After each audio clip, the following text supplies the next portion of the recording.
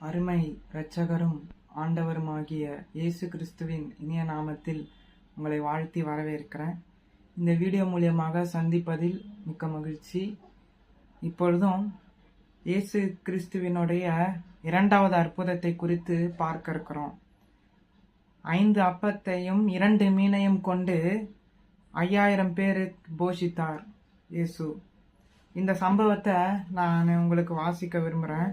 யோவான் 6வது அதிகாரம் 1 - 14 வரைக்கும் உள்ள வசனங்களை பார்க்கும் பொழுது இந்த சம்பவத்தை குறித்து நான் சொல்ல போனா, திபேரியா கடல் அருகில் போய்கொண்டிருக்கும் பொழுது அதன் பிறகுதான் இந்த அற்புதத்துடைய சம்பவமே வருது. நான் 6வது வசனத்தை படிக்கிறேன். யோவான் 6வது அதிகாரம் 6வது வசனத்தை, தாம் செய்ய போகிறதை அறிந்திருந்தும் அவனை சோதிக்கும்படி இப்படி கேட்டார். யாரை சோதிக்கும்படி இப்படி கேட்டார்னா, அதற்கு முன்னால் வசனத்தை வாசிக்கிறேன். யோவான் 6வது அதிகாரம் 5வது வசனத்தை, இயேசு தம்முடைய கண்களை ஏறெடுத்து திரளான ஜனங்கள் தம்மிடத்தில் வருகிறதைக் கண்டு பிலிப்புவை நோக்கி, இவர்கள் சாப்பிடத்தக்கதாக அப்பங்களை எங்கே கொள்ளலாம் என்று கேட்டார். அப்போ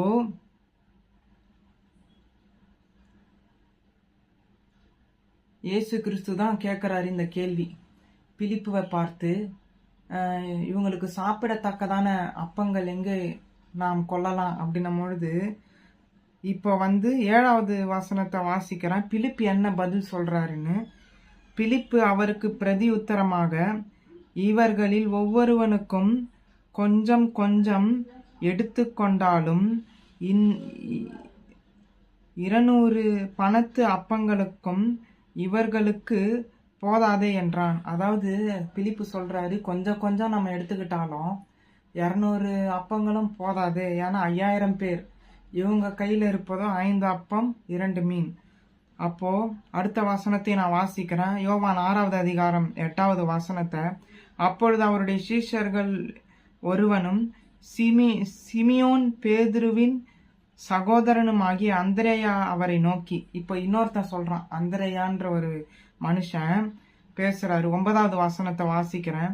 இங்கே ஒரு பையன் இருக்கிறான், அவன் கையில் 5 வார்கோதுமை அப்பங்களும் 2 மீன்களும் உண்டு, ஆனாலும் அவைகள் இத்தனை ஜனங்களுக்கு எம்மாத்திரம் என்றான். அப்போ இந்த அந்திரேயாவும் சொல்றாரு, 5 அப்பம் 2 மீன் இருக்கு ஆண்டவரே, இப்போ 5000 பேர் இருக்கிறாங்க, இந்த ஜனங்களுக்கு நம்ம எப்படி போஷிக்க போறோம் அப்படின்னு கேள்வி எழுப்பும் பொழுது 10வது வசனத்தை நான் வாசிக்கிறேன். இயேசு ஜனங்களை உட்கார வையுங்கள் என்றார். அந்த இடம் மிகுந்த புல்லுள்ளதா இருந்தது.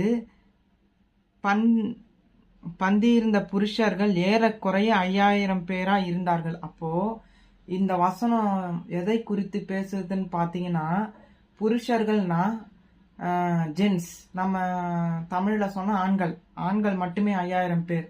அப்போ அதற்கும் மேற்பட்டு எவ்வளவு பேர் இருந்திருப்பாங்க, அவங்களுக்கு குடும்பங்கள் இருக்கும், அவங்க எவ்வளவு பேர் தொகையை கணக்கிட்டா எவ்வளவு இருந்திருப்பாங்க, 5000 பேர் என்று பைபிள் 5000 பேரை கணக்காக சொல்லுகிறது. ஆனா அதற்கும் மேற்பட்டு தான் இருந்திருப்பாங்க. இப்ப அடுத்த வசனத்தை வாசிக்கிறேன். 11. இயேசு அந்த அப்பங்களை எடுத்து ஸ்தோத்திரம் பண்ணி சீஷர்களிடத்தில் கொடுத்தார். சீஷர்கள் பந்திருந்தவர்களுக்குள் கொடுத்தார்கள். அப்படியே மீன்களையும் அவர் எடுத்து அவர்களுக்கு வேண்டிய மட்டும் கொடுத்தார். ஒண்ணுமே இல்ல. இந்த வசனம் என்ன சொல்றதுன்னு பாத்தீங்கன்னா, யோவான் 6வது அதிகாரம் 11வது வசனம், இயேசு அந்த அப்பத்தை எடுத்து என்ன பண்றாரு, ஸ்தோத்திரம் பண்ணி வானத்துக்கு நேரா உயர்த்துறாரு. அந்த அப்பத்தை தான் தராரு. அதே போல மீனையும் அதே மாதிரி ஸ்தோத்திரம் பண்ணி அந்த மீனையும் தான் ஆசீர்வதிச்சு கொடுக்கறாரு. இப்ப அவங்க என்ன இவர் சொல்றாரு, இயேசு போய் கொடுங்கன்னா சொல்றாரு, ஆசீர்வாதம் பண்ணிட்டு. 12வது வசனத்தை வாசிக்கிறேன். அவர்கள் திருப்தி அடைந்த பின்பு அவர் தம்முடைய சீஷர்களை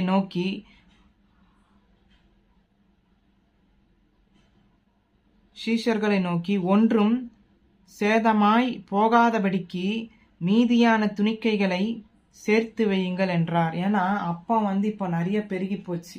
அப்பம் எடுக்க எடுக்க வந்து கொண்டே இருந்ததுனால இயேசு கிறிஸ்து என்ன சொல்றாருன்னா, மீதமானதை வையுங்க, ஒரு அப்பமும் ஒரு மீனும் சேதமாக வேணாம், மீதம் பண்ணி வைங்க, மிச்சம் பண்ணி வைங்க அப்படின்னு சொல்றாரு.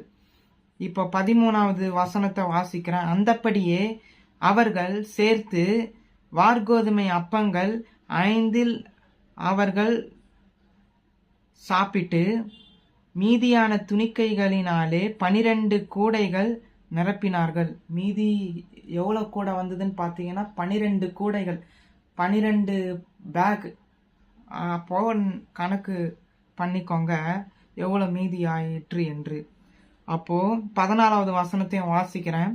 இயேசு செய்த அற்புதத்தை அந்த மனுஷர் கண்டு, மெய்யாகவே இவர் உலகத்தின் வருகிறவரான தீர்க்கதரிசி என்றார்கள். ஆனா இவங்க எப்படி விசுவாசிச்சாங்கன்னா, தீர்க்கதரிசியாக தான் பார்த்தாங்க. இயேசு கிறிஸ்துவை தெய்வமாக அவங்க பார்க்கல.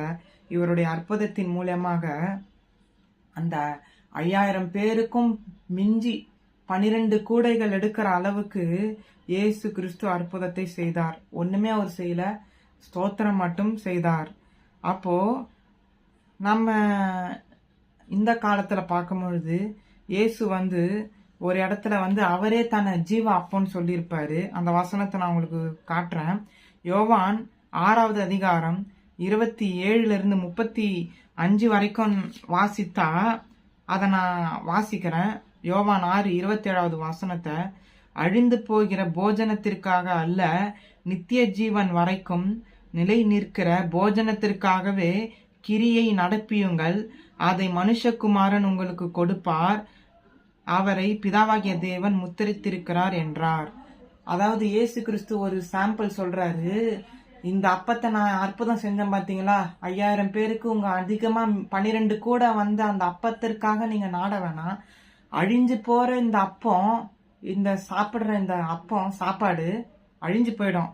ஆனா நான் சொல்ற இது அழியாத நித்திய ஜீவனுக்காக அந்த போஜனத்தை, போஜனம் என்று சொன்னா தமிழ்ல சாப்பாடு, அழிஞ்சு போகிற சாப்பாட்டுக்காக இல்ல, அழியாத ஒரு சாப்பாட்டுக்காக நீங்க வாழணும் அப்படின்னு சொல்றாரு. 28வது வசனத்தை சொல்றாரு.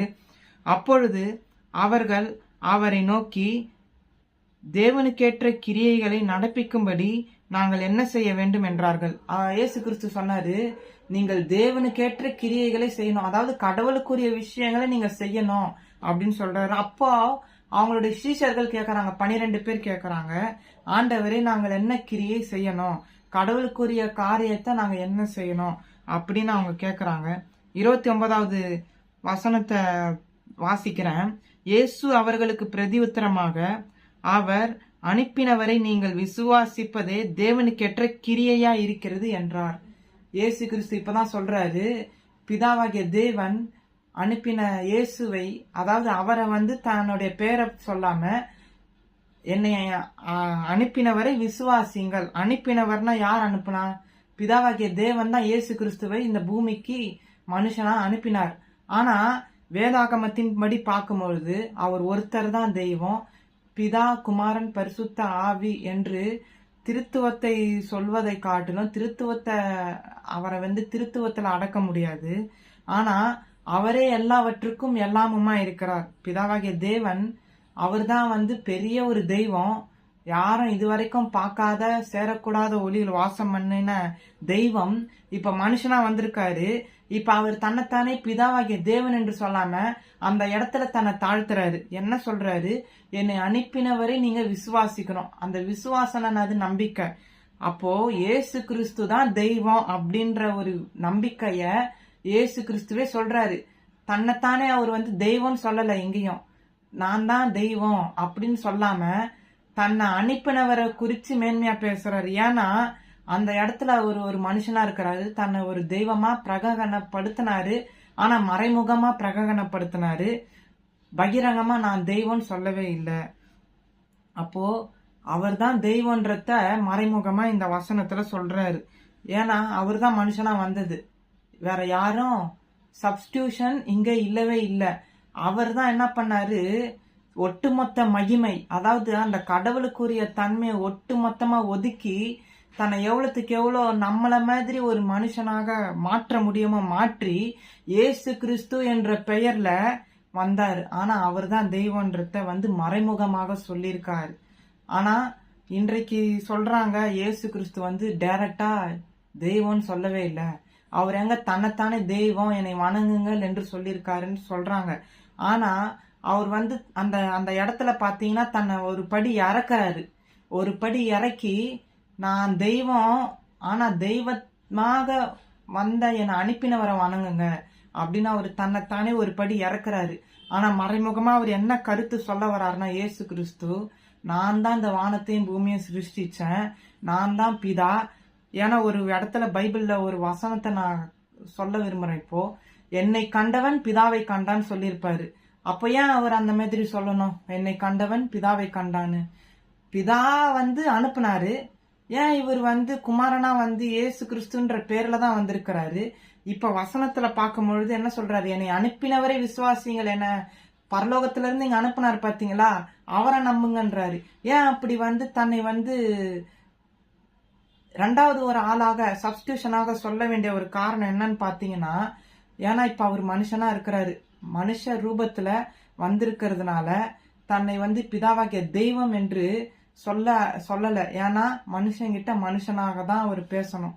அதனால இயேசு கிறிஸ்து என்ற பெயர்ல அவர் வந்தாரே தவிர, ஆனா மறைமுகமாக என்ன சொல்றாருன்னா, என்னை கண்டவன் பிதாவை கண்டான்னா, நீங்க இயேசு கிறிஸ்துவை விசுவாசிக்கும் பொழுது, இயேசு கிறிஸ்துவை பார்க்கும் பொழுது நீங்க யார நேரடியா பாக்குறீங்கன்னா, ஒரிஜினல் கடவுளே பாக்குறீங்க.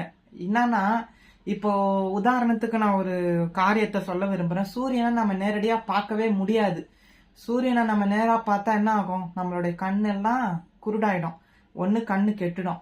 அப்படிப்பட்ட பயங்கரமான சூரிய வெளிச்சத்தை நம்மளால பார்க்க முடியலன்னா, அப்போ ஒரிஜினலான கடவுள் இந்த வானத்தையும் இந்த பூமியையும் எல்லா வஸ்துக்களையும் படைச்சவர், அவரை நம்ம எப்படி பார்க்க முடியும்?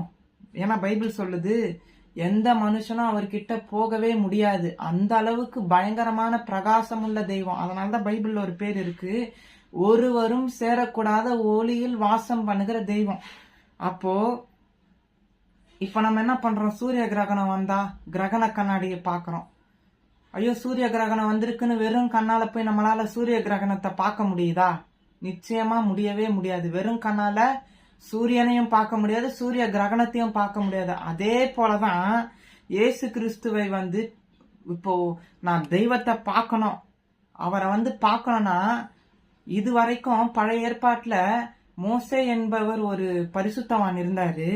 அவர் தெய்வத்தை ரொம்ப நாளா பார்க்கணும்ன்ற ஒரு ஆசை இருந்தது. ஆனா இந்த வானத்தையும் இந்த பூமியும் படைச்ச கடவுள் அவர் எப்படி அந்த மோசைக்கு காட்சி கொடுத்தாருன்னு பாத்தீங்கன்னா, தன்னுடைய முதுக மட்டும்தான் காட்டினாரே தவிர தன்னுடைய முகத்தையோ தன்னுடைய ரூபத்தையோ அவரால் காட்டவே முடியாது. ஏன்னா மோசைக்கிட்டே சொல்லுவாரு, நீ என்ன வெறும் கண்ணால பாத்தீங்கன்னா இறந்து போயிடுவ, செத்துருவ, அதனால நான் என்னுடைய முதுகு புறத்தை தான் காட்டினேன், பின்புறத்தை தான் காட்டினேன்.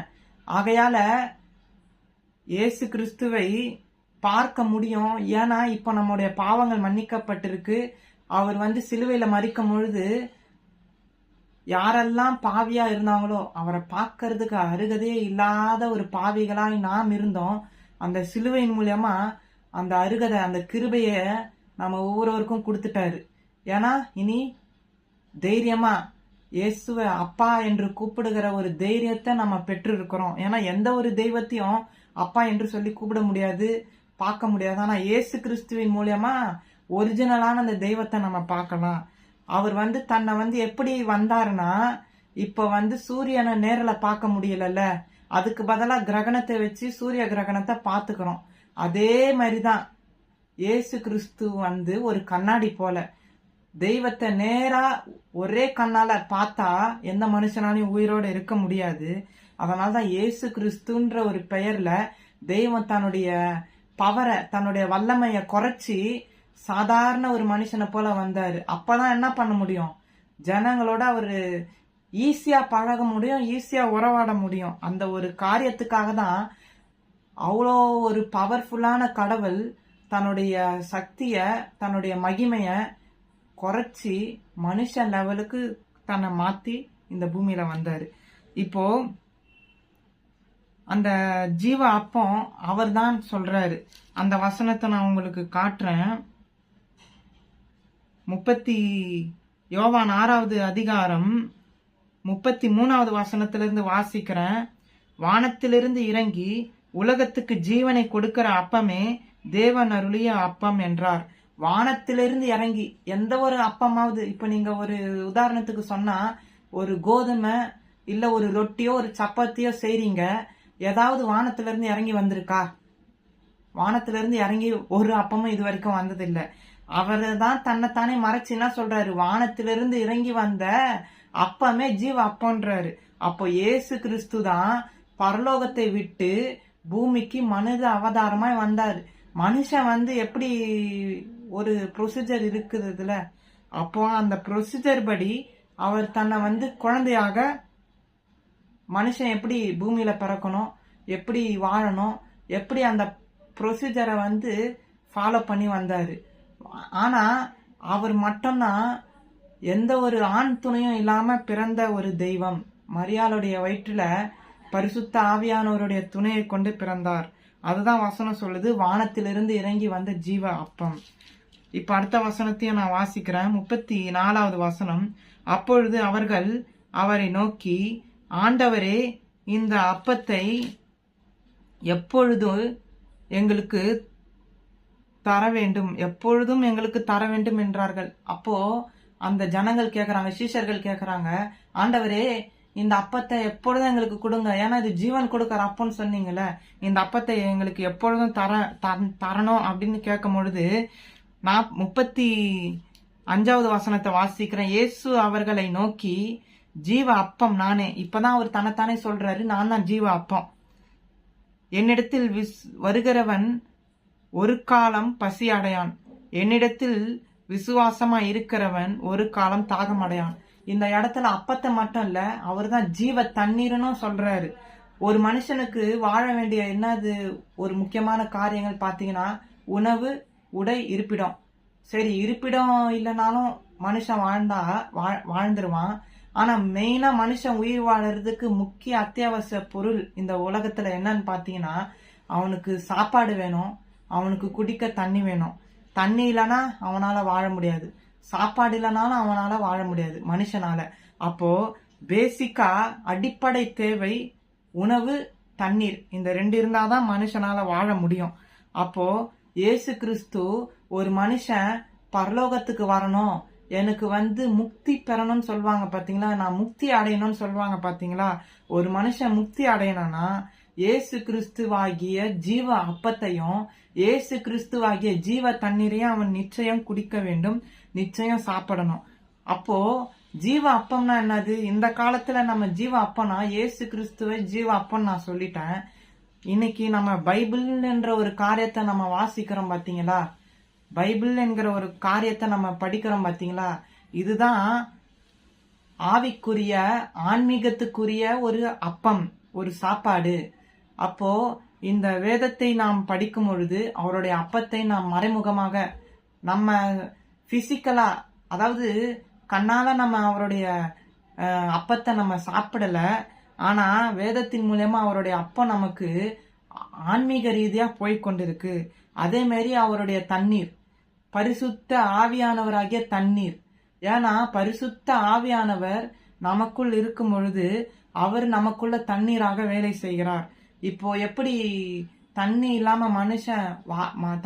மனுஷனால வாழ முடியாதோ, அதே போல பரிசுத்த ஆவியானவர் இல்லாம தேவனுடைய காரியங்களை, அதாவது இன்னும் நான் ஏசப்பாவை குறிச்சு தெரிஞ்சுக்கணும் அப்படின்ற ஒரு அறிவு ஒரு மனுஷனுக்கு கிடைக்கவே கிடைக்காது. அப்போ முக்கியமா பாத்தீங்கன்னா வேத வசனம், தேவனுடைய வார்த்தை, பைபிள் நம்ம இன்னைக்கு படிக்கிறோம் பாத்தீங்களா, அது அப்பமாகவும் இருக்கு.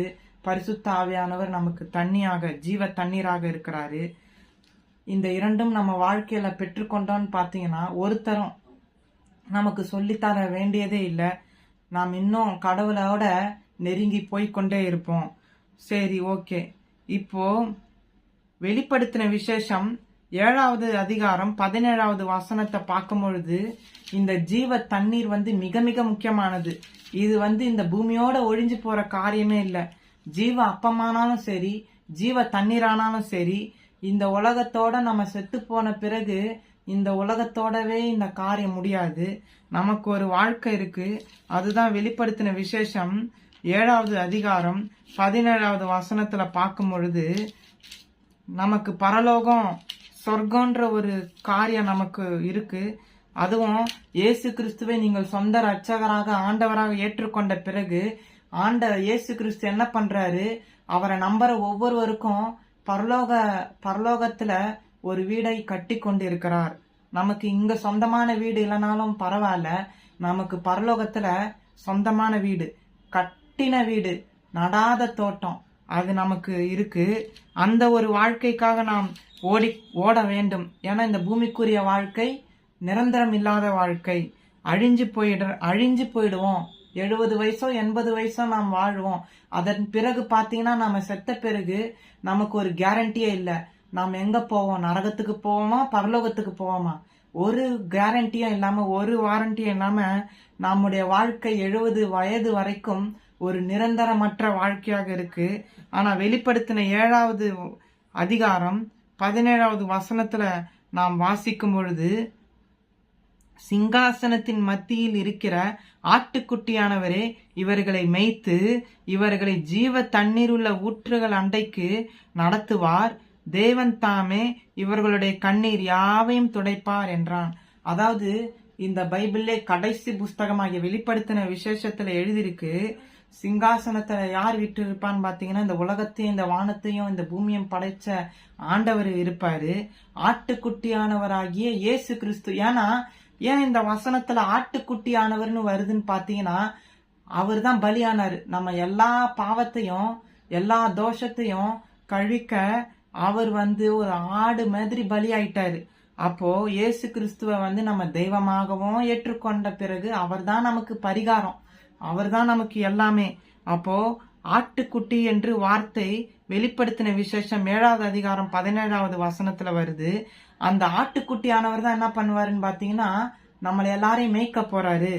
நமக்கு எல்லாருக்கும் ஒரு மேய்ப்பன் யாருன்னு பாத்தீங்கன்னா இயேசு கிறிஸ்து தான். நம்ம எல்லாம் அவருடைய ஆட்டுக்குட்டிகள்.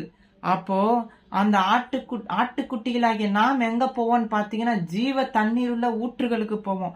இப்போ ஒரு ஊற்றுல தண்ணீர் வந்துகிட்டே இருக்கு, அந்த தண்ணீரை நம்ம குடிக்காம விடுவோமா? அப்போ இந்த உலகத்துக்குரிய தண்ணியே ஊற்றுல இருந்து வருகிற தண்ணி அவ்வளவு ருசியாக இருக்கும், டேஸ்டாக இருக்கும்னு பாத்தீங்கன்னா, அவர் காட்டுகிற அந்த தண்ணீர் என்றைக்கும் தாகம் எடுக்கவே எடுக்காது. இன்னைக்கு நம்ம குடிக்கிற தண்ணியா இருக்கட்டும், சாப்பாடா இருக்கட்டும், பசி எடுக்கும், திரும்ப சாப்பிட்டா பசி எடுக்கும், திரும்ப தண்ணி குடிச்சா தாகம் எடுக்கும். ஆனா அவர் கொடுக்கிற தண்ணி என்னைக்குமே தாகமே எடுக்காது. அவர் கொடுக்கிற அப்பம் அது என்னைக்குமே பசி எடுக்காது. அப்போ அவர் தான் நம்மளுடைய கண்ணீர் எல்லாத்தையும் துடைப்பாரு. இந்த பூமியில நமக்கு எவ்வளவு உபத்திரம், எவ்வளவு பாடுகள். ஆனா பரலோகத்துக்கு நம்ம போயிட்ட பிறகு ஏசப்பா நம்மளுடைய கண்ணீரை எல்லாத்தையும் துடைப்பாரு. நமக்கு அழுகையும் இல்ல, அங்க பற்கடிப்பும் இல்ல, அங்க இப்படிப்பட்ட பாவமும் இல்ல, தீமையும் இல்ல, இன்னைக்கு நடக்கிற கெட்டது எதுவுமே அங்க நடக்காது. அப்போ அவருடைய ராஜ்யம் இன்னைக்கு இந்த பூமியில ஆளுகை செய்யற ராஜாக்கள், முதலமைச்சர்கள், இவங்களுடைய அரசாங்கங்கள் எல்லாம் நிரந்தரமற்ற அரசாங்கங்கள். ஆனா ஒரு நாள் வரும், இந்த வானத்தையும் இந்த பூமியும் படைச்ச ஆண்டவருடைய அரசாங்கம் வரும். அந்த அரசாங்கத்துல நீதியும் நியாயமும் மட்டும்தான் இருக்கும். அநீதிக்கு அங்க இடமே இல்லை.